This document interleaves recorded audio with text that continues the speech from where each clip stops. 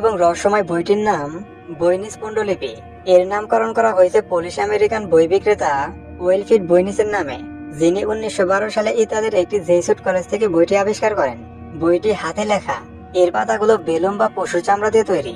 Carbon dating পরীক্ষা করে জানা গেছে যে বইটি পঞ্চদশ শতকের শুরুর দিকে, অর্থাৎ আজ থেকে প্রায় 600 বছর আগে লেখা হয়েছিল। বইটিতে প্রায় 240টি পৃষ্ঠা রয়েছে, যদিও মনে করা হয় এর আরো কিছু পৃষ্ঠা হারিয়ে গেছে। কিন্তু বইটির আসল রহস্য এর বিষয়বস্তুতে। বইটির পাতায় পাতায় রয়েছে হাতে আঁকা রঙিন ছবি এবং এক অদ্ভুত অজানা ভাষায় লেখা হাজার হাজার শব্দ। এই ভাষা বা লিপি পৃথিবীর পরিচিত কোনো বইয়ের সাথেই মিলে না। বিজ্ঞানীরা বইটিকে প্রথমত 6 ভাগে ভাগ করেছেন। প্রথমটি হলো হার্বাল বা উদ্ভিদবিদ্যা বিভাগ, যেখানে এমন সব গাছপালা এবং ফুলের ছবি রয়েছে যা পৃথিবীতে পরিচিত কোনো উদ্ভিদের সাথে মিলে না। দ্বিতীয়টি হলো জ্যোতির্বিদ্যা বিভাগ, যেখানে সূর্য, চাঁদ এবং নক্ষত্রের ছবি সহ বিভিন্ন মহাজাগতিক নকশা এবং রাশিচক্রের চিহ্ন আঁকা, কিন্তু সেগুলো অদ্ভুত অপরিচিত। তৃতীয় এবং সবচেয়ে অদ্ভুত বিভাগটি হলো বায়োলজিক্যাল বা জীববিদ্যা বিভাগ।